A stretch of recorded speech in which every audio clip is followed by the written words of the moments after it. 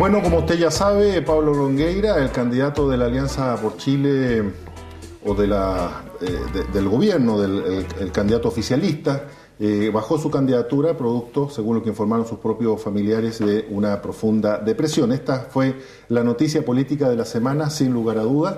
Y mientras tanto, también esta semana la encuesta CERC marca que Michelle Bachelet tiene un 51% y podría estar ganando en la primera vuelta.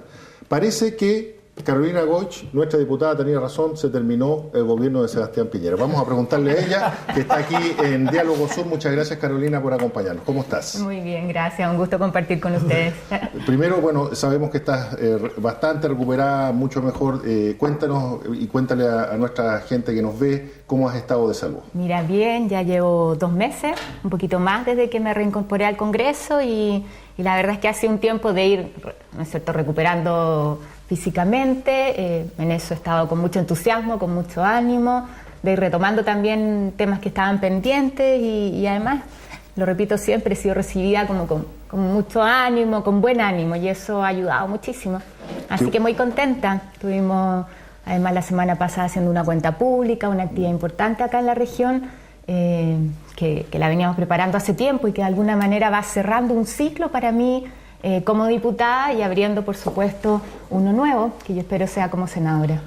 Muy bien, pues esperamos que sigas bien de salud, Carolina. Yo lo decía un poco en broma, ustedes se reían, pero efectivamente tú después de las elecciones primarias dijiste que se acabó el gobierno de Sebastián Piñera.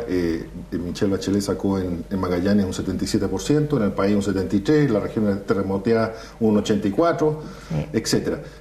¿Cómo, digamos, profundizando en ese análisis, cómo viene ahora a integrarse, digamos, en esta ecuación la bajada de Pablo Longueira? Algunos analistas han señalado que eso potencia aún más las posibilidades de Michelle Bachelet y que podría estar ganando en primera vuelta. Mira, más allá de las consideraciones personales que las señalamos todos en el Congreso esta semana respecto de la situación personal de Pablo Longueira, que yo creo que es un tema aparte, ¿no es cierto? Haciendo el análisis político, aquí efectivamente al gobierno se le ha hecho cada vez más cuesta arriba. Cuando yo señalaba eso el día de las primarias, tenía que ver con la evaluación que hizo la gente en las urnas del gobierno. Si finalmente la cantidad de votos que sacó Michelle Bachelet frente a los votos que sacaron Alamán y Longueira era abrumadora, ¿no es cierto? Y eso estaba de alguna manera generando una evaluación, o dando cuenta de una evaluación de la ciudadanía de lo que ha sido este gobierno. A todos nos sorprendió la votación de Bachelet. Todos esperábamos que ganara, por supuesto, ¿no es cierto? Uno con más entusiasmo, otro con menos. Pero su votación sorprendió y sobre todo el entusiasmo que tuvo la gente. Entonces, yo creo... ¿Tú esperabas una participación como la que hubo? Porque todos los analistas decían que iba a ser un desastre en cuanto a participación en las primarias. No con esa intensidad. Y te digo algo que más bien uno palpaba en ver los rostros de la gente en el local de votación, sobre todo las mujeres, que te hablaba de mucho entusiasmo. Y eso para mí es bien esperanzador, porque tiene que ver con un vínculo de confianza, de yo quiero ir a votar, pero además confío en lo que la presidenta va a poder hacer. Y yo creo que hasta las primarias había cierto dejo de duda al respecto. O sea, lo que tú dices de las regiones, ¿no es cierto?, las comunas que sufrieron más con el terremoto y el tsunami, es más gráfico al respecto. Donde más se le trató de dañar a Michelle Bachelet es donde mejor ha ido. O sea, esa confianza que la ciudadanía le da se mantuvo a pesar de todos los ataques. Entonces, yo lo que siento hoy día es que a la alianza, en esto uno podría decir quizás le ha llovido sobre mojado, se le ha hecho cada vez más difícil. Y a uno le da la impresión que están justamente sobre un terreno mojado donde no se logran parar. Es difícil a 4 meses de la elección instalar un nuevo candidato. Han tratado de dar señales de unidad, pero todos sabemos cómo son estas cosas, ¿no es cierto? Ya hay una definición de la UDI respecto de Matei, hemos visto al presidente que se pronuncia al respecto, lo cual es bastante insólito también, y por otro las pretensiones de Alamán. Así que en este escenario yo creo que efectivamente están dadas las condiciones para que ganemos en primera vuelta. Yo lo dije después de las primarias.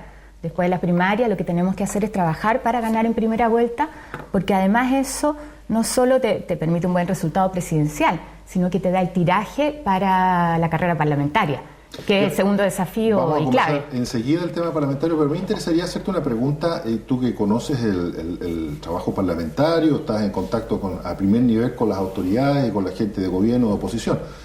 Hay algo que y en general los analistas nos explican con mucha facilidad de cómo un gobierno puede, o un sector, digamos, relacionado con el oficialismo, puede ser tan impopular en condiciones que el país ha habido crecimiento, ha habido bajas de cesantía, en Magallanes tasas históricas en bajas de cesantía, y que en otros países, el analista lo decía, en Estados Unidos, estas dos condiciones solamente ameritan de que el presidente que está sea reelecto, digamos, no hay discusión en eso. En cambio, aquí hay una situación de una falta de empatía, digamos, con la ciudadanía que, digamos, mucha gente ha tratado de dar explicaciones, pero que no se entiende muy bien. ¿Cuál es tu explicación? ¿Qué crees tú que le pasa a este gobierno? ¿Por qué tiene buenos números, pero la gente no lo respalda? Pero es que eso tiene que ver cuando tú te quedas en la macroeconomía, en las grandes cifras. Y esas grandes cifras benefician solo a algunos. O sea, cuando tú ves la distribución del ingreso que tenemos, en este país en estos últimos años le ha ido a algunos muy bien, pero a la gran mayoría no le ha ido tan bien. Entonces, claro, tú tienes hoy día quizás mayor creación de puestos de trabajo, pero con unos niveles de salario que ni siquiera te permiten para vivir tranquilamente para una familia. Mira, la mejor expresión es que el tema del salario mínimo es insólito, todavía no se ha visto en el Parlamento y ni siquiera se ha mencionado. Ya pasó un mes desde que se tenía que aprobar la ley, que era lo que hacíamos habitualmente. Yo trabajo mucho con la gente del comercio y te dicen, hemos ido cada vez empeorando nuestras condiciones laborales y salariales. Hay una situación de abuso ahí que la gente vive a diario, pero claro, tú ves, ¿no es cierto?, al final del año el balance de la empresa y tiene tremendas utilidades, pero eso no llega al trabajador.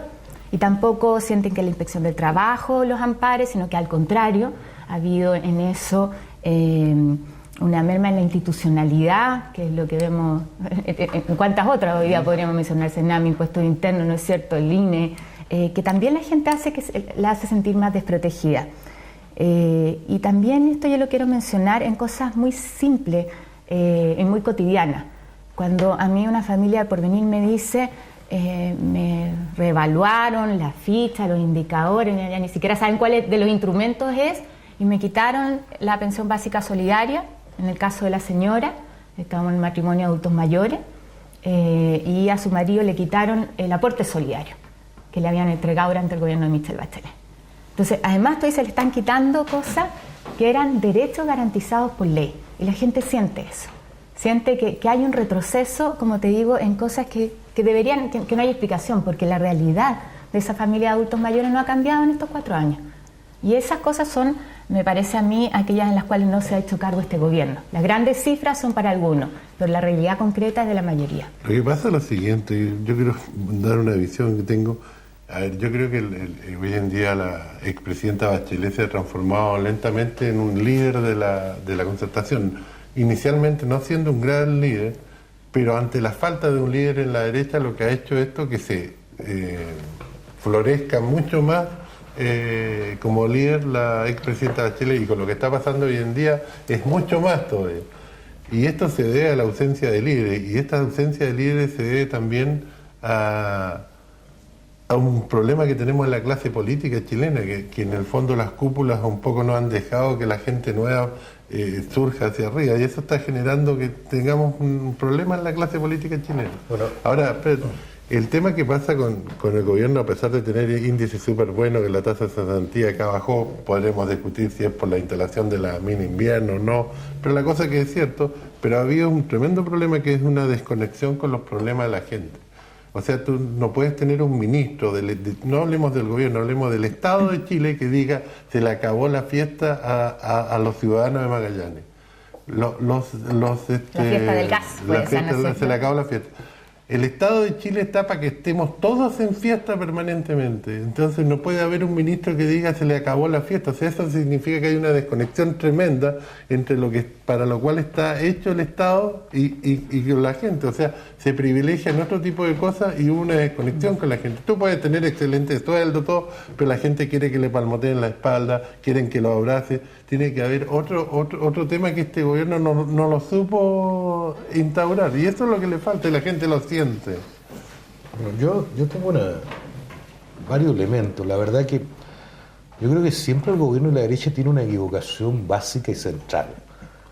Una cosa es desarrollo económico y una cosa es crecimiento económico y otra cosa es desarrollo. Y ahí creo que es donde se confunden y creen que las grandes cifras resuelven el problema. Y no es así. Cuando uno mira los análisis que hemos hecho cuando entramos a la OCDE, la verdad que en algunos indicadores el país ha avanzado económico.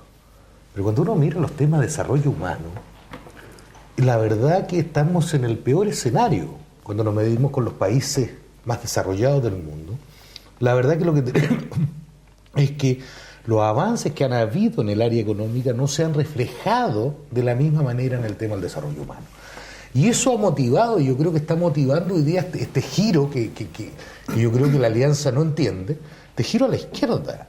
Esto tiene que ver con la temática y la preocupación de la gente. Y eso se marca exclusivamente porque se ve directamente que los grandes temas de recursos económicos no están llegando a resolver los problemas que tiene la gente en salud, educación. En educación tenemos a la gente endeudada, ¿cierto? En salud hay que llegar ya hoy día para resolver los problemas de salud la mitad del tiempo a tribunales para pelearse con la ISAPRE y obligar a que paguen las coberturas.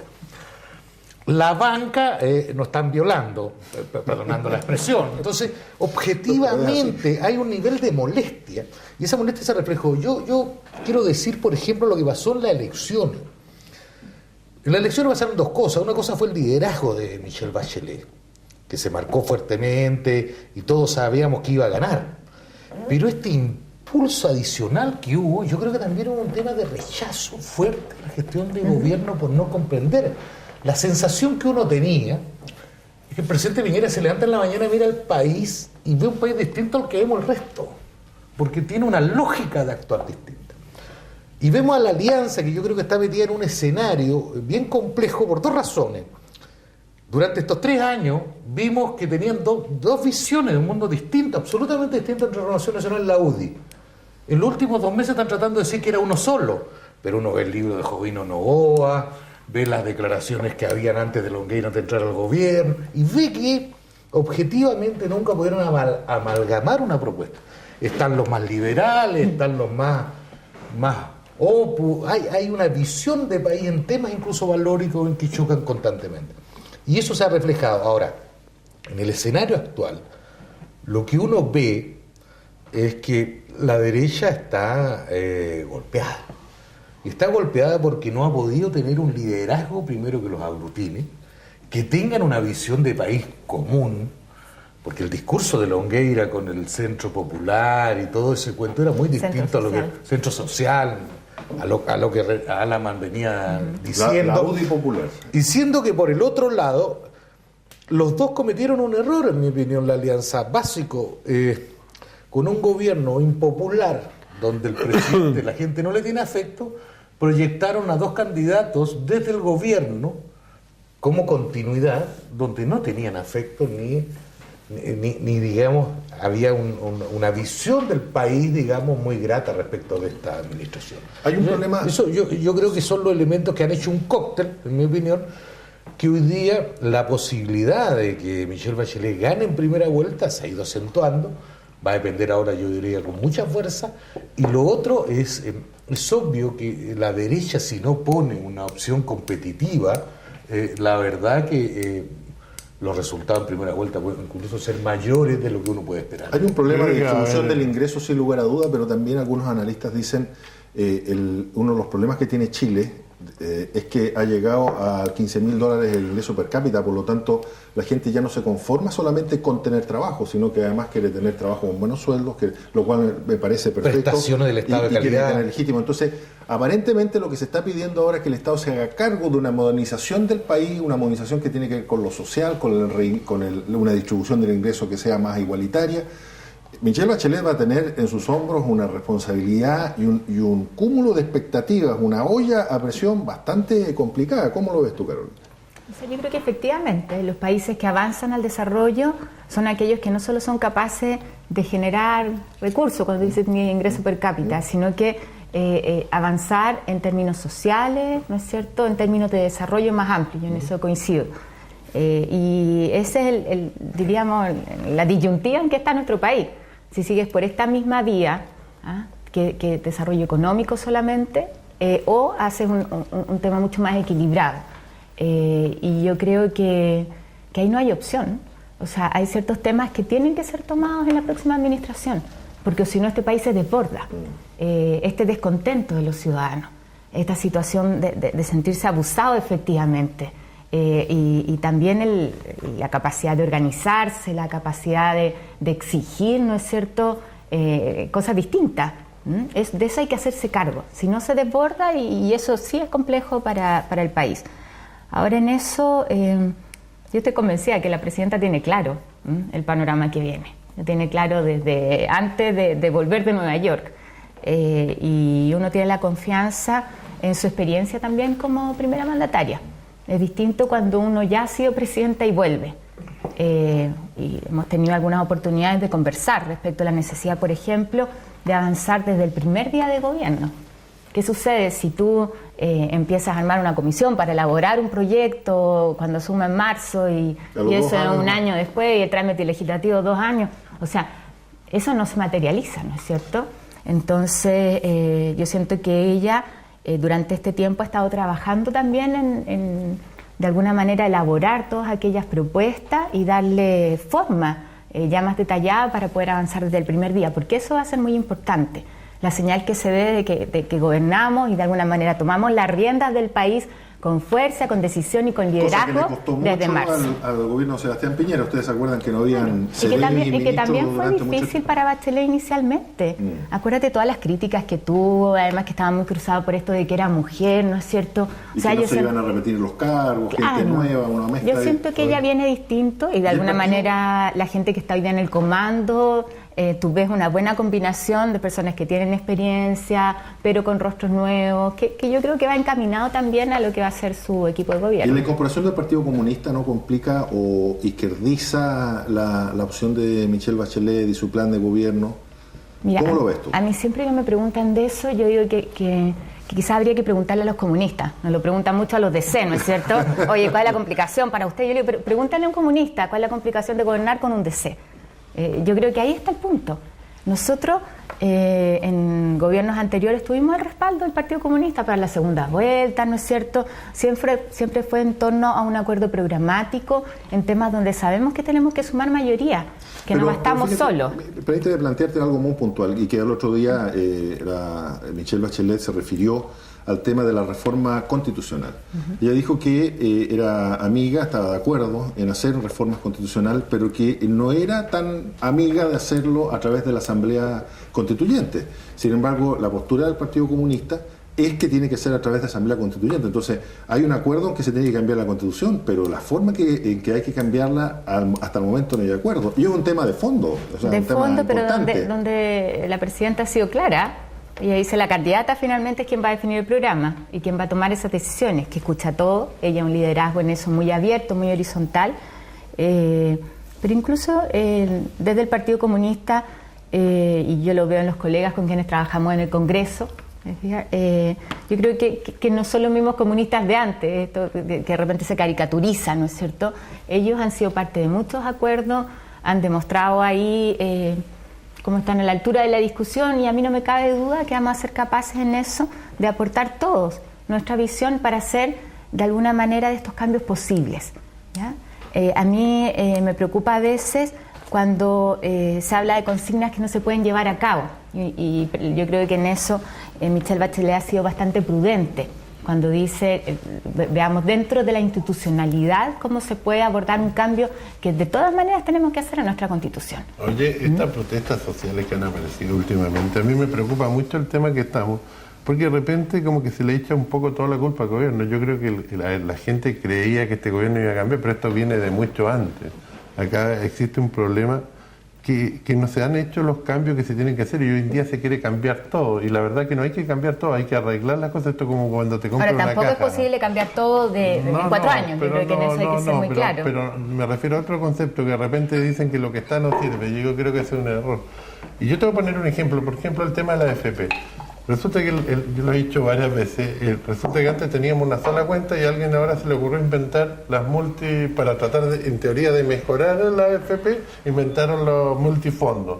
Y resulta que ahora tenemos que elegir entre 5 fondos y ahora tengo que andar estudiando, contratando a alguien para que me diga en qué fondo tengo que estar cuando yo ya le estoy pagando a la AFP para que me administre la plata. Entonces, lo que había que hacer era pagarle a la AFP por rentabilidad o disminuirle el cargo, la parte fija muy poco y el resto por rentabilidad, y se inventaron los multifondos para echarle la culpa o tirarle la responsabilidad a la gente que elija dónde tiene que estar. Entonces yo creo que de repente en la parte política en este país hemos tenido problemas con los cambios que hemos hecho. En vez de arreglar las cosas, las hemos ido empeorando y hemos ido generando un problema más grande que el que había antes.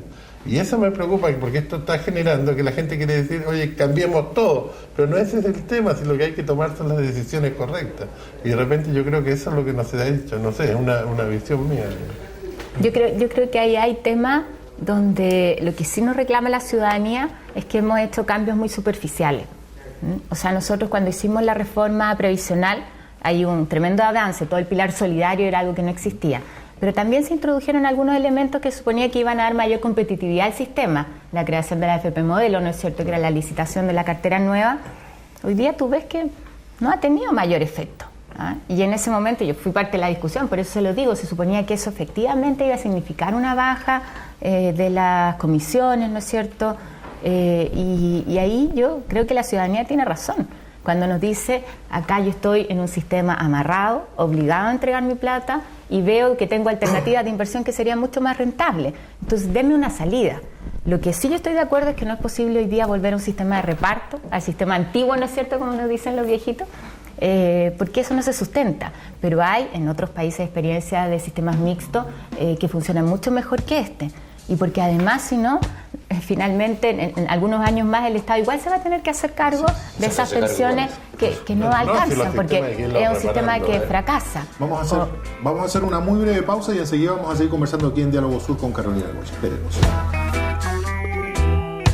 Mina Invierno considera medidas de mitigación ambiental innovadoras, entre las cuales se encuentran la creación de un área de compensación integrada de 680 hectáreas, dentro de las cuales se plantarán 400 hectáreas de especies forestales nativas y se desarrollarán todos los proyectos de manejo de fauna del área. Asimismo, el proyecto considera realizar un cierre progresivo de la faena con énfasis en la revegetación temprana, lo que no es habitual en la minería chilena. Mina Invierno, un proyecto sustentable. I want to run, I want to leave you on the other side. I felt that this is my time, looking for some magic. She has a lot of things to show me. Why don't you tell me what you say? You'll never know what you will find at the next corner. Respaldo garantiza Recasur Derco Center. Icotef. Estudio y ejecución de obras civiles y proyectos para la industria, minería, obras públicas, infraestructura y edificación. Somos líderes en la ingeniería que requiere Magallanes para crecer. Trabajamos en toda la región. Icotef, proyectando futuro. TAPSA, líder en conectividad marítima. Con nuestros ferries que operan en Punta Delgada, tenemos una capacidad de transporte de casi 5.000 vehículos por día, superando en más de 18 veces el tráfico promedio diario. Porque pensamos en el futuro, invertimos hoy día. Poseemos la flota de ferries de 4 pistas más moderna del mundo y continuamos innovando en nuevas versiones con mayor eficiencia. Con el Yagán unimos Punta Arenas con Puerto Williams con precios preferenciales para quienes hacen patria en el fin del mundo. El Cruz Australis, nave de primer nivel en confort y seguridad, une Punta Arenas con Porvenir. También conectamos Isla Magdalena con el continente y prestamos servicios especiales de transporte marítimo. TAPSA, somos líderes en conectividad marítima.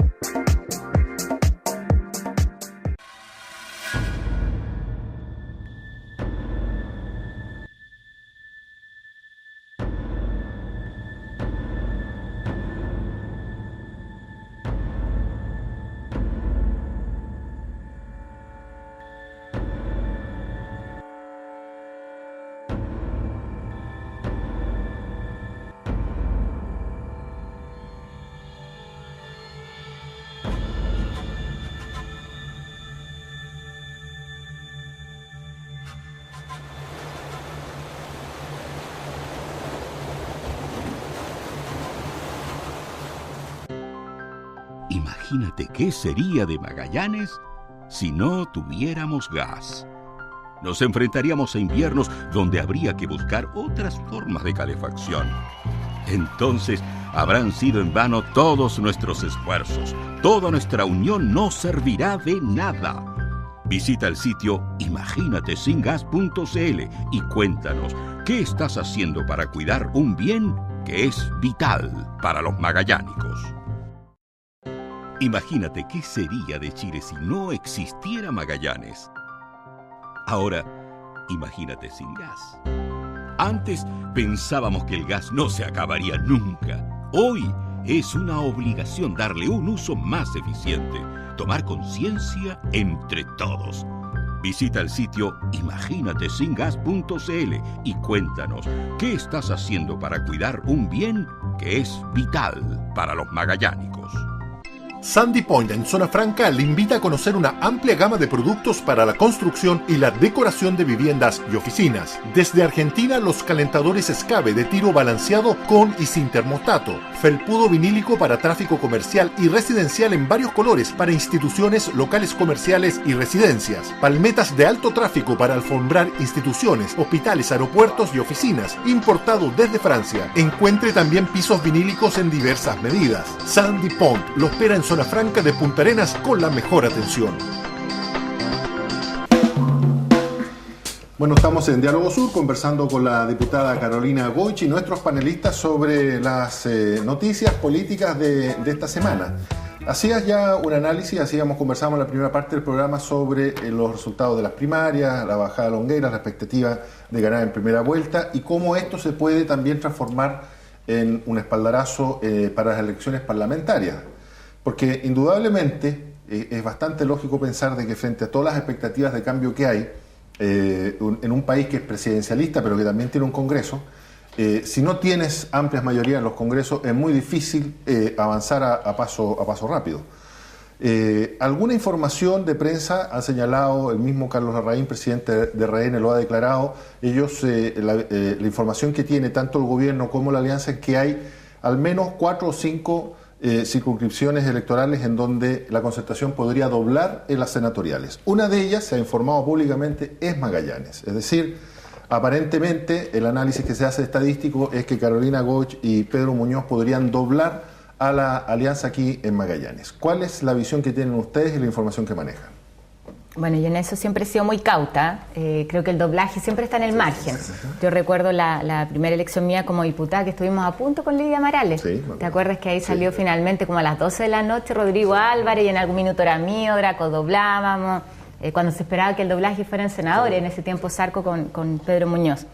Y más bien lo que yo digo es que uno espera tener el mejor resultado.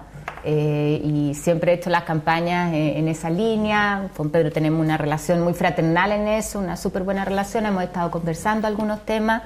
Es una campaña amable con mi compañero lista, que no se da en otras partes porque el sistema binominal hoy día más bien te obliga a competir con el mismo pacto, ¿no es cierto? Así que yo espero que podamos tener el mejor resultado, porque si es efectivo eso, mucha gente te dice, ¿por qué se han demorado tanto en hacer estos cambios? Y es porque para muchas leyes, y eso es parte de los cambios constitucionales que tenemos que hacer, necesitamos quórum muy alto. ¿Qué significa eso? Que para hacer una modificación constitucional, ¿no es cierto?, o una ley orgánica, son los 69 votos de diputados, 72, ¿te fijas? Entonces uno dice, esas mayorías no están. No están, dependiendo de cuántos hay. Los votos pueden estar, pero por el sistema no la puede construir. El sistema binominal te tiende a empatar. Yo creo que en las mejores circunstancias, junto con los independientes, nosotros hemos juntado 65, 66 votos más o menos. ¿Te fijas? Entonces, claro, uno dice eso, los que defienden el sistema tiende a dar estabilidad, pero también hoy día eso lo que genera es inmovilidad. Y así como hablábamos de los cambios a la AFP, yo siento que en el mismo tema del binominal y en otros, este país necesita cambiar. Necesita, o sea, el Parlamento está haciendo como un dique de contención de lo que la gente espera. ¿Pero ustedes están apostando al doblaje? ¿Es la expectativa que tienen? O sea, como te digo, yo voy a hacer todo mi mejor esfuerzo, Pedro Muñoz está en lo mismo y ojalá pudiéramos doblar. O sea, yo sería muy feliz con ese resultado. Y así también en el resto de las regiones donde es posible que hayan que salgan no solo en el Senado, sino también en la Cámara Baja. Carolina, te voy a hacer una pregunta porque es inevitable. Pedro Muñoz es un dirigente que se ha repetido muchas veces los cargos, se ha sometido a elecciones. ¿Tú eres partidaria de que las autoridades electas tengan por ley limitaciones para las reelecciones? No solo soy partidaria, presenté el proyecto hace 2 años, el proyecto que limita la reelección, el proyecto que fue aprobado en la Cámara el año pasado, en noviembre si no me equivoco, que ahí me sorprende que ahora en este acuerdo del binominal los senadores lo pongan con un artículo nuevo. Le enviamos desde la Cámara el año pasado el proyecto ya aprobado, o sea, los senadores podrían despachar eso en un minuto. Entonces, lo que establece es que en el caso de los diputados se pueda haber máximo 2 reelecciones, es decir, que tú estés como tope 3 periodos como diputado, esos son 12 años, me parece que es tiempo más que suficiente. Y en el caso de los senadores, una reelección, son 16 años. ¿Esas son continuas o...? Continuas. ¿Y para los alcaldes? Sí. No lo planteamos para los alcaldes. Porque hay casos también de alcaldes que están hace muchísimos años. Ahí lo planteamos para nosotros, para los parlamentarios. De repente nos dicen, claro, ustedes legislan para los otros, no para ustedes. Aquí lo que nosotros quisimos es ponernos la exigencia, porque es cierto, o sea, que tú tienes que dar tiraje a la chimenea.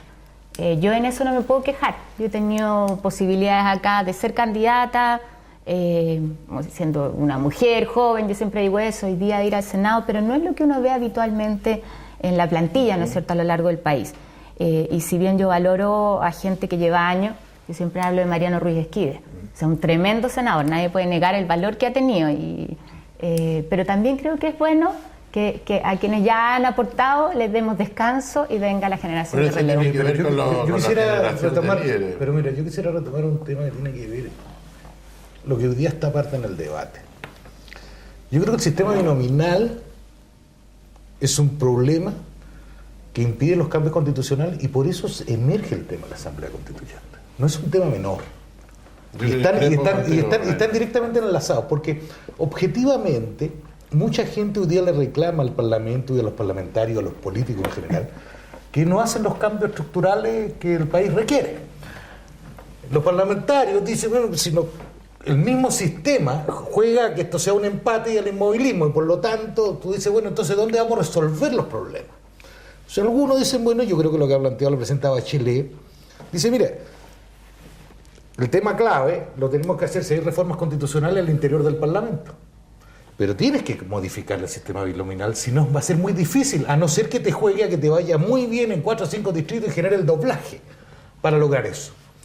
De no ser así, lo que se está generando, si esto terminamos en el sistema de empate, no se cambia el sistema binominal, es obvio que la gente, la ciudadanía va a sentir, bueno, si no están resolviendo el problema, surge el tema de la Asamblea Constituyente, porque eso ya es una forma distinta de romper el esquema. Y yo creo que este tema en discusión va a pasar por eso. O sea, si modificamos el binominal y el Parlamento se hace cargo que se cambie la reforma estructural, el tema de la Asamblea Constituyente no va a ser un tema. Porque lo puedes hacer dentro del sistema establecido. Pero de no ser así, de no ir en esa línea, es obvio que en algún momento la Asamblea Constituyente va a desbordar. Bueno, yo creo que por eso hoy día están las condiciones para avanzar la discusión del binominal. O sea, si no se hubiera generado este acuerdo entre la nueva mayoría y RN, el gobierno jamás hubiera sacado el proyecto que tenía. En eso estamos claros. Pero fue ante la amenaza de que efectivamente se tenía que avanzar en eso, que bueno, la UDI dijo, nos tenemos que sumar y hay que avanzar nomás. Pero el problema del binominal no es el problema, que hay otro problema. El binominal, tú teniendo 2 diputados, 2 senadores, siempre te vas a sacar un senador cada lado y tenga el sistema que tenga. Pero no necesariamente. Pero acá hay otro problema. Si el problema acá es la dictadura del status quo que está instalada en el país. Pero, hay un tema político de que no han emergido nuevos líderes por este tema que las cúpulas de los partidos se han acabronado con el poder. Hay un artículo que me gustaría escribir, que partí escribiéndolo, nunca lo he terminado, pero que se llama Drogados con el poder. Y esto ha generado que no aparezcan nuevos líderes, que el status quo domine las decisiones en el Parlamento, etcétera. Pero si no tuviera un sistema proporcional, sería mucho más fácil para un independiente salir sin partido. A ver, yo creo que el único problema que tenemos en Chile es que el independiente no puede competir de igual a igual con un partido. Que eso se podría arreglar generando que el independiente también puede generar un movimiento que que le permita ir con dos. Pero automáticamente terminas con el binominal. Claro. Pero, automáticamente, porque si el binominal, la conformación de dos fuerzas políticas. A ver, cualquier sistema tiene ventajas y desventajas, pero el problema que va a solucionar el problema que hay en Chile no es el binominal es el chivo expiatorio para tratar de buscar un culpable. No, pero yo creo que a la gente le cuesta entender que el que sale tercero sea electo. Cuando se eligen dos, salga el primero y el tercero. Eso es lo que no se ha dado en esta región. Pero en otras regiones es el concepto de la idea. La alianza, cuando tú cambias el sistema, va a llevar un diputado, no va a llevar dos. Entonces el resultado va a ser el mismo. Pero a ver, el tema no necesariamente, si tú flexibilizas, incluso en el tema, mira, a mí me pareció súper interesante en encuentro regional que planteó la candidata, la presidenta Michelle Bachelet, este tema incluso de generación de partidos, que sea un tema más fácil.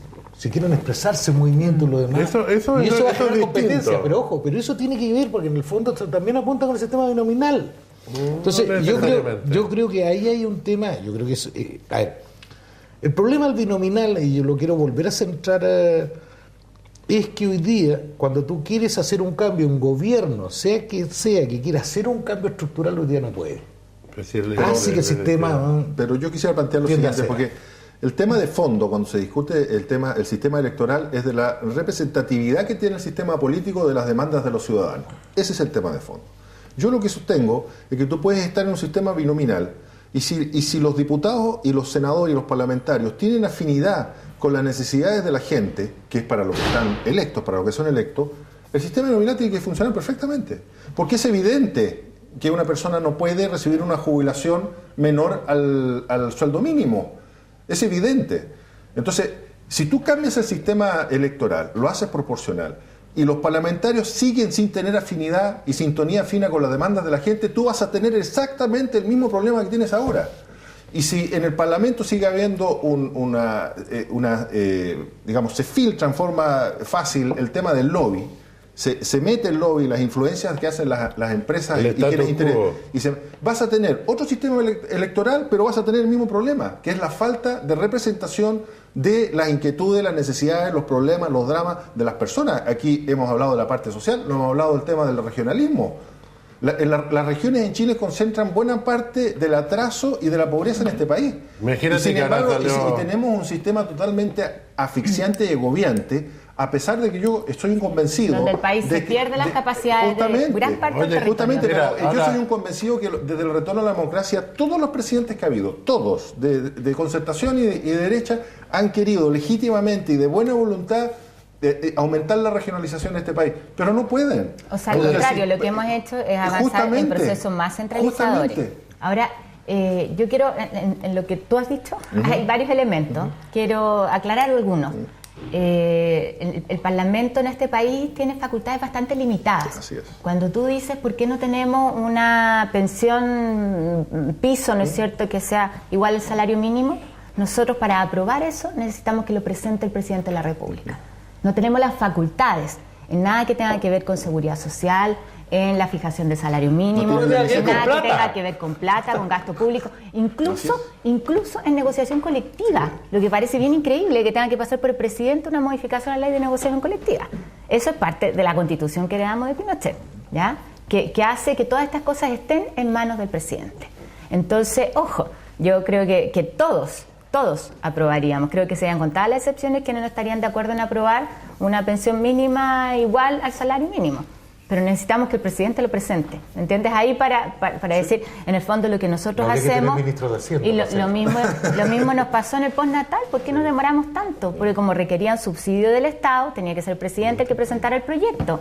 Y la tarea nuestra es hacer el lobby en el buen sentido ahí, ¿no es cierto? De poner eso como prioridad, de catetear, de llevar propuestas, de insistir, de acompañar con los ciudadanos para que efectivamente el Ejecutivo se haga cargo de esto. Ese yo creo que es un primer punto. Entonces, cuando uno confunde, claro, el sistema, tú dices, ¿cuánto sintonizan los parlamentarios? También está ese desfase, porque nosotros, la gente cree que tenemos herramientas para hacer cambios, sin embargo estamos bastante limitados por un sistema que es presidencialista, que es centralizado, donde el ministro de Hacienda tiene además un tremendo poder, que yo creo que hay que equilibrar. Pero fíjate, es muy interesante lo que tú planteas, porque en definitiva a lo mejor el problema no es el sistema electoral, el problema a lo mejor es el sistema de administración política que tiene el país. Y a lo mejor lo que hay que plantear no es un cambio de lo nominal, sino que un cambio del presidencialismo. Necesitamos a lo mejor un país con un parlamentarismo atenuado, no sé, ha habido un montón de fórmulas que ha planteado el mismo Carlos Raíz, Meo lo ha planteado varias veces. Pero creo que probablemente nosotros deberíamos ir a un sistema que equilibre más los poderes. Justamente. Porque tendemos a la concentración también del poder. Pero también ha habido problemas de fiscalización, este tema de la renta, del lucro de la universidad. Está claro que la ley dice que no puede haber lucro, pero sin embargo están lucrando a través del arrendamiento de los bienes inmuebles. ¿Pero eso qué lo fiscaliza? Porque eso se puede fiscalizar. Ahí yo quiero recordar la historia. Yo el sábado pasado en la cuenta, porque yo creo que una cuenta uno tiene que mostrar los logros, pero también ser autocrítico. Y recordar los momentos como más duros. Yo creo que uno de los más difíciles ha sido cuando perdimos por un voto el informe de la Comisión Investigadora de Educación. Por un voto fue, con un tremendo lobby del gobierno, sí, brutal, para que se rechazara. Y ahí nosotros lo que hicimos como Cámara fue una comisión que dio cuenta de cómo se utilizaban los recursos públicos, de la sociedad de espejo, que después todo eso lo tomó la Fiscalía y siguió la investigación. Pero a mí lo que me parece increíble es que estando en forma tan evidente los antecedentes, claro, hayan colegas que voten en contra. Y que el gobierno, en vez de hacerse cargo, porque ahí también hay un rol fiscalizador, uno podrá decir, el Ministerio de Educación podrá hacer más, podrá hacer menos, o impuestos internos, o la misma Contraloría, no sé, pero siempre se puede hacer un poquito más. Y por último, sino que el gobierno presente las modificaciones para aumentar esas atribuciones fiscalizadoras. Y no lo que hicieron en ese momento, que fue tratar de tapar esto, que se rechazara y que ahí quedara. Entonces, yo creo que hoy día, y es parte de esta mala evaluación de la derecha y del gobierno, la gente le cobra el no estar dispuesto a asumir temas que sí son de los ciudadanos y que son evidentes, son verdades a toda luces. Hay políticos no solo de derecha, hay políticos de la concertación involucrados en el negocio de la... Yo en eso no voy a defender a nadie que utilice mal los recursos públicos, a nadie. Por eso se perdió. No, pero ahí tuvimos lo de concertación. Pero mira, hagamos una muy breve pausa. Tenemos que ir a nuestros auspiciadores. Tenemos que ir a nuestros auspiciadores y enseguida volvemos aquí. No hay programa, sin auspiciadores no hay programa. Mina Invierno considera medidas de mitigación ambiental innovadoras, entre las cuales se encuentran la creación de un área de compensación integrada de 680 hectáreas, dentro de las cuales se plantarán 400 hectáreas de especies forestales nativas y se desarrollarán todos los proyectos de manejo de fauna del área. Asimismo, el proyecto considera realizar un cierre progresivo de la faena con énfasis en la revegetación temprana, lo que no es habitual en la minería chilena. Mina Invierno, un proyecto sustentable. I want to ride, I want to leave you on the other side. I felt that this is my time, looking for some magic. She has a lot of things to show me. Why don't you tell me what you say? You'll never know what you will find out the next corner. Respaldo garantiza Recasur Derco Center.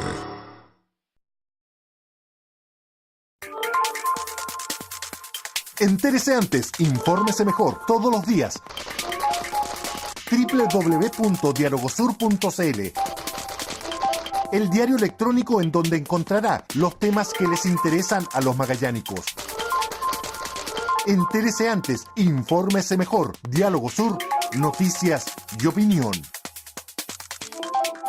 Mutual de Seguridad, clínica central ubicada en Avenida España 01890, otorga atención médica y paramédica las 24 horas del día. Prestamos asesoría a nuestras empresas adherentes en prevención de riesgo, medicina general y medicina traumatológica, entre otras. El trabajo en equipo de nuestros profesionales permite implementar programas de seguridad laboral y salud ocupacional. Agregamos valor protegiendo a las personas. Mutual de Seguridad. Icotef, estudio y ejecución de obras civiles y proyectos para la industria, minería, obras públicas, infraestructura y edificación.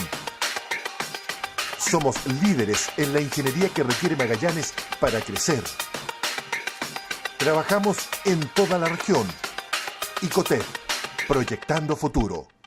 TAPSA, líder en conectividad marítima. Con nuestros ferries que operan en Punta Delgada, tenemos una capacidad de transporte de casi 5.000 vehículos por día, superando en más de 18 veces el tráfico promedio diario. Porque pensamos en el futuro, invertimos hoy día. Poseemos la flota de ferries de 4 pistas más moderna del mundo y continuamos innovando en nuevas versiones con mayor eficiencia. Con el Yagán unimos Punta Arenas con Puerto Williams con precios preferenciales para quienes hacen patria en el fin del mundo. El Cruz Australis, nave de primer nivel en confort y seguridad, une Punta Arenas con Porvenir. También conectamos Isla Magdalena con el continente y prestamos servicios especiales de transporte marítimo. TAPSA, somos líderes en conectividad marítima.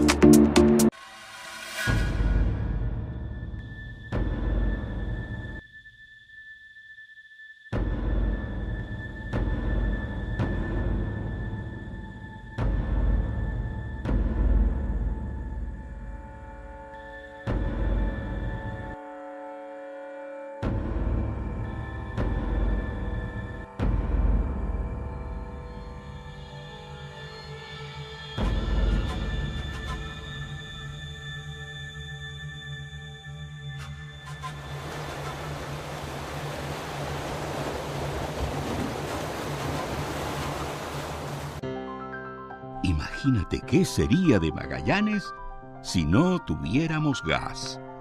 Nos enfrentaríamos a inviernos donde habría que buscar otras formas de calefacción.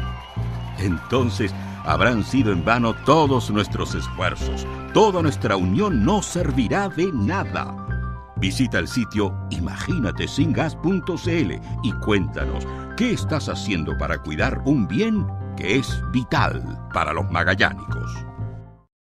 Sandy Point en Zona Franca le invita a conocer una amplia gama de productos para la construcción y la decoración de viviendas y oficinas. Desde Argentina, los calentadores Escabe de tiro balanceado con y sin termostato. Felpudo vinílico para tráfico comercial y residencial en varios colores para instituciones, locales comerciales y residencias. Palmetas de alto tráfico para alfombrar instituciones, hospitales, aeropuertos y oficinas. Importado desde Francia. Encuentre también pisos vinílicos en diversas medidas. Sandy Point lo espera en Zona Franca de Punta Arenas con la mejor atención. Seguimos en Diálogo Sur, entonces estamos conversando con la diputada Carolina Goich de los temas que han sido noticia en la política regional, nacional y también de temas un poco más estructurales en nuestro país. La palabra la tenía don Jaime Yáñez. No, lo que pasa es que el tema del centralismo, y la verdad que uno cuando ve la actuación de los ministros de Hacienda con este famoso cuco de que cualquier cosa que se pueda modificar va a generar una crisis, un trauma, y por lo tanto el Ejecutivo parece que estuviera como esclavo del ministro de Hacienda, y los ministros de Hacienda son muy... diciendo, mira, nada se cambia, si no me va a afectar el ingreso. La verdad que hoy día yo veo la fragilidad de la economía chilena, porque la verdad que tenemos una tremenda fragilidad. Cuando uno hace los análisis económicos, hoy día Chile, su desarrollo está sustentado solamente en el commodity que es el cobre. Y la verdad que lo que hemos generado en los últimos 40, 50 años hoy día, la verdad que no compensa en absoluto lo que está aportando hoy día el cobre. Y eso ha hecho de que yo creo que no tengamos la audacia, ni ha habido un gobierno, que yo creo que ahora va a un tema que va a tocar enfrentar, es decir, cómo intervenimos en la economía para generar desarrollo en las regiones que vaya compensando y no dependamos solamente del tema del cobre. Porque si no, este tema que vamos a ser un país desarrollado, la verdad que es un mix, porque los chinos nos dejan de comprar cobre y volvemos a ser desarrollados de un guascazo. O sea, ese tipo de cosas yo creo que es un tema preocupante, y ahí tiene que ver, y yo creo que tiene que tener el Ejecutivo una mirada distinta con el tema del desarrollo de las regiones. Si no enfrentamos esa tarea, la posibilidad de ser un país desarrollado no va a producirse. Oye, eso es lo único que quería decir, porque la verdad que el gran argumento cuando uno discutía el gasto, yo creo que le pasa lo mismo a los parlamentarios. Cualquier proyecto que implique un gasto, no, el ministro de Hacienda no, que esto no va a desequilibrar, que va a haber un problema, que la inflación, y siempre la verdad que en ese temor, digamos, para enfrentar los desafíos, es lamentable. Estados Unidos, la principal potencia del mundo, tiene un déficit de gasto fiscal gigantesco y... Oye, a mí me preocupa Igual Pascual funciona. otro tema. El Carlos Larraín planteó un cambio del sistema de elección, el binominal y sobre todo la representación. Yo pensé que él quería región. reyes, conde y visconde. No. Pero que está cambiando la representatividad. Está cambiando la representatividad. Entonces quiero aumentar los parlamentarios. En la zona central. Y de hecho, cuando lo entrevistaron, dijo, dijo, si total en las regiones son unos poquitos. O sea, esa mentalidad ya de seguir con un centralismo... Pura ovejita no va. Pero usted públicamente se rechazaron el aumento de parlamentarios. O sea, yo lo he planteado. Mi postura es que hagamos las modificaciones sin aumentar el número de parlamentarios. Creo que eso hoy día, y es lo que uno rescata de las conversaciones con toda la gente, si no aumenten el número de parlamentarios. Es que ahora que quedaron cesantes. Ahora hay que ver el detalle de las propuestas. Esto partió recién esta semana en el Senado. Además estuvo la noticia de Longueira, que justo en medio de la discusión, ¿te fijas? Yo creo que lo importante es que avancemos, que este vuelito sirva no solo para haberse sacado la foto, salir los titulares en términos de cambiar el binominal, sino para hacer el cambio efectivo. Ahora, yo quiero tomar algo que plantea Gonzalo. Nosotros hicimos hace 2 o 3 días una conferencia de prensa para dar a conocer un proyecto sobre prevención y protección del embarazo adolescente. Y los periodistas nos preguntaban por el cambio del sistema binominal. Entonces, nosotros le decíamos, ¿saben qué? Esto es lo que nos pasa, porque tú hablabas de la desconexión con los temas de los ciudadanos. Y el sistema binominal, yo tengo súper claro que es importante para el sistema político y representativo de nuestro país. Pero para la gente es mucho más importante cómo nosotros nos hacemos cargo de las situaciones de 40.000 chicas menores de 19 años que quedan embarazadas y están hoy día en una gran desprotección, que cómo vamos a ponernos de acuerdo en esto. Ahí tiene un proyecto de la diputada Salaquet. Exactamente, y además donde trabajamos desde el año pasado. De hecho, por mi licencia no lo presentamos antes y convocamos a un panel de expertos que se sorprendieron de que las diputadas los invitáramos primero, antes de conocer, para armar el proyecto. Y no lo que sucede habitualmente, que los invitan a la sesión de comisión y dicen, pero ¿cómo hicieron esto? ¿Te fijas? ¿Por qué no preguntaron? Entonces, ahí lo que queremos hacer es una contribución de verdad, y si lo trabajo con alguien de la UDI es porque queremos hacer algo transversal, que supere estas concepciones ideológicas o más dogmáticas a un tema de política pública, de cómo nos hacemos cargo de una realidad que va en aumento incluso. O sea, cuando tú ves los datos del segundo embarazo, o sea, de estas 40.000, 4.800, casi 5.000 niñitas menores de 19 años tienen 2 guaguas, y de esas 603 guaguas antes de los 19 años. Entonces tú dices, hay ahí un universo de chicas que es fácil abordar en el sistema de salud. ¿Qué está pasando? Que no se previene cuando ya hay un embarazo, ¿te fijas? Entonces yo creo que esos temas donde uno se acuerda de las antiguas jocas, ¿te acuerdas que fue un escándalo? Hoy día hay condiciones en este país para plantearlo más abiertamente y aprovechémoslas. Y así vamos a los temas de la ISAP, los temas de salud, de cómo se enfrenta una enfermedad. Pero la culpa también es la prensa, ¿ves? Pregunta otra cosa, ¿viste? Los periodistas siempre son culpables. Pero yo creo que, mira, en eso también hay que hacer una autocrítica a los mismos políticos. Y en eso yo siempre me gusta hacer la autocrítica. En dónde estamos poniendo nuestros énfasis. Y la ciudadanía está esperando que ayudemos y nos hagamos cargo de los problemas cotidianos. Eso es real. Y ahí yo creo que también nosotros tenemos que colaborar, y yo creo que hay bastante capacidad que muchas veces no salen los titulares, salen los que se pelean, ¿no es cierto? Pero no salen muchos que tratamos de trabajar más bien en forma colectiva y la farándula vende más. Y Carolina, te quiero llevar a unos temas más locales. Seguramente has sido testigo a través de los medios de la polémica que existe por el caso de la zona franca, la Cámara Franca. Los usuarios han denunciado públicamente y en la justicia irregularidades e ilegalidades en la ejecución del contrato y en la fiscalización del contrato, que, como tú sabes, es responsabilidad del presidente de la República, que la delega en el intendente regional. ¿Cuál es tu visión, cuál es tu postura en relación a este conflicto? Mira, allí lo que yo creo es que cuando estábamos hablando de recursos públicos no puede quedar duda. Y creo que eso ha hecho mucho daño, más allá del conflicto que se resuelve judicialmente, donde está la antigua administradora, los actuales, que es un conflicto de privado y donde además tiene que seguir su curso ahí. Ojalá la justicia haga su trabajo y se pronuncie. Pero a mí me parece que desde el punto de vista de los recursos públicos involucrados no pueden haber dudas. Entonces, cuando tú dices un informe de auditoría que no se conoce públicamente, que no sabemos cómo se financia, eso no ayuda. Yo lo que hice esta semana fue oficiar al ministro del Interior, que a quien corresponde, pidiéndole todos los antecedentes. ¿Le enviaste un oficio? Un oficio, y partimos por ahí, que es lo primero que uno hace como diputada en su rol fiscalizador, te fijas, pedir los antecedentes, porque a mí también me interesa saber si ese 28% de ingresos que tienen que ir al FNR, ¿no es cierto? Eso es algo que yo peleé por ley. ¿Te acuerdas que en ese tiempo estaba Velasco, y Velasco decía, no, si esa plata va a Magallanes, y revisábamos y nunca llegaba? Entonces, ahí por ley establecimos que esos recursos eran de la región. Entonces, es distinto si ese 28% es sobre una base de 100, así es sobre una base de 200, para decirlo en forma muy simple, ¿no es cierto? Y de eso tiene que haber certeza.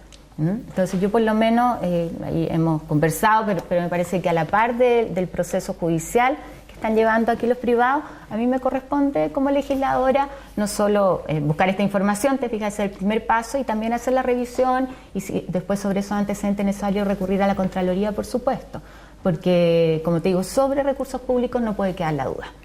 Y de alguna manera también en el cumplimiento del rol que tiene en este caso el intendente. Algo de fiscalización.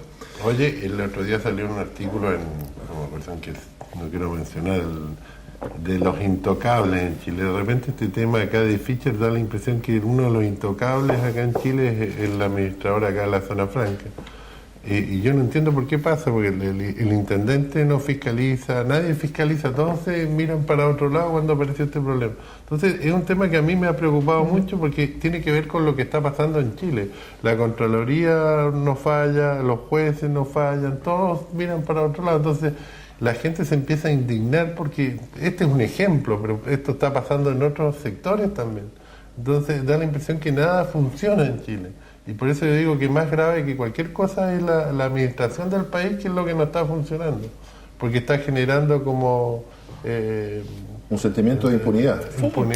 O sea, yo ahí por mi parte voy a hacer mi trabajo, pero también quiero compartirlo. Cuando uno ve que en el caso Rayén llevamos ¿cuánto tiempo? 8. Y la Contraloría todavía, no voy a hablar de la Fiscalía, la Contraloría todavía no responde a mi presentación.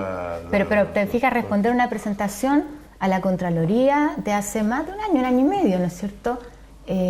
Ahí uno dice, oye, no puede ser tan difícil. La Contraloría, que ve temas administrativos, uno judicialmente puede ser que haya un caso complejo. Y que ha duplicado la cantidad de personas. Claro, y se lo he planteado directamente al Contralor, porque finalmente a uno le queda la impresión de que esto va a salir después de que sean las elecciones.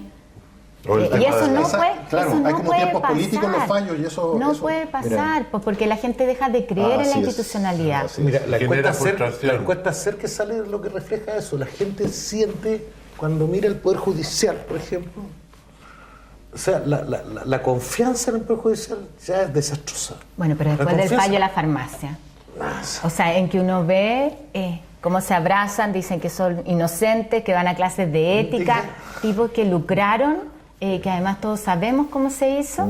Eso es inaceptable en este país. Se coludieron, porque el delito ahí es la colusión. Carolina, hay otro tema que, por suerte, este invierno no ha habido mucho frío, porque si no parece que hubiéramos tenido que encender las estufas a carbón.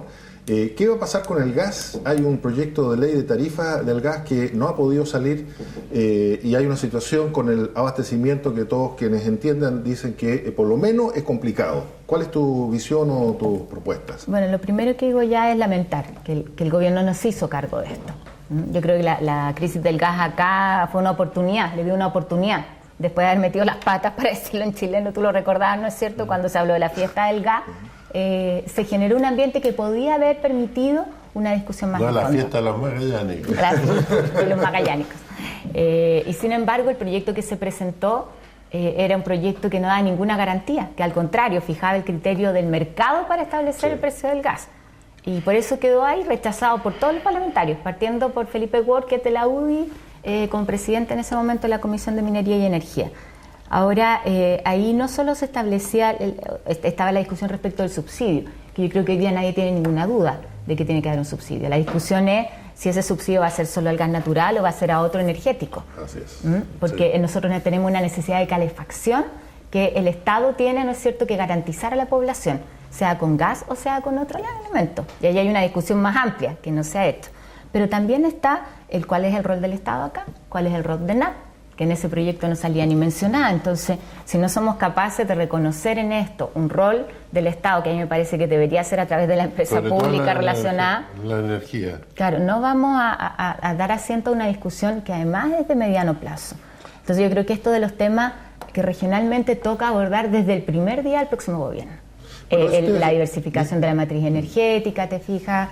Mi impresión es justamente lo que decías tú, es que el gobierno como que le sacó el poto a la jeringa en este tema, lo chuteó, lo dejó morir, lo enfrió y creo yo que sintieron de que manteniendo la estabilidad en el precio no se iban a generar mayores problemas, pero eso es pan para hoy, hambre para mañana, porque hay un problema de abastecimiento, de matriz. Ya hay tiempo perdido ahí.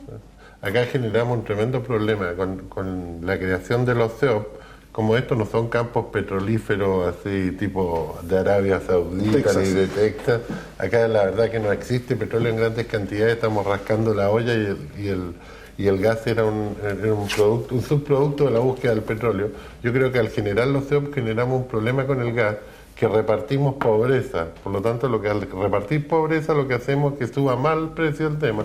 Hoy en día hay CEOP que te dicen, oye, yo le vendo en app mi gas que lo encontré, pero se lo vendo a $8, porque en vez de tener un solo ofertante, tengo ahora un montón de ofertantes de pocas cosas.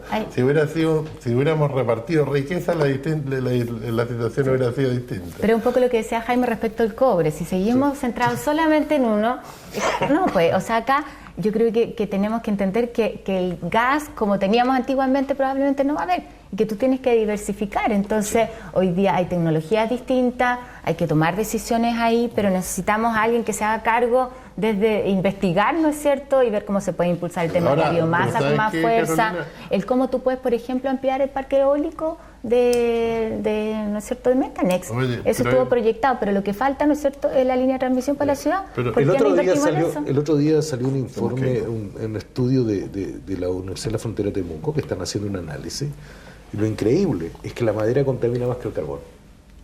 Mira. Y eso que sí es seca. El eucalipto, que es el producto más seco, que menos contamina el doble que el carbón. En quemar en una estufa. No, pues eso es verdad. O sea, y tenemos Temuco contaminado.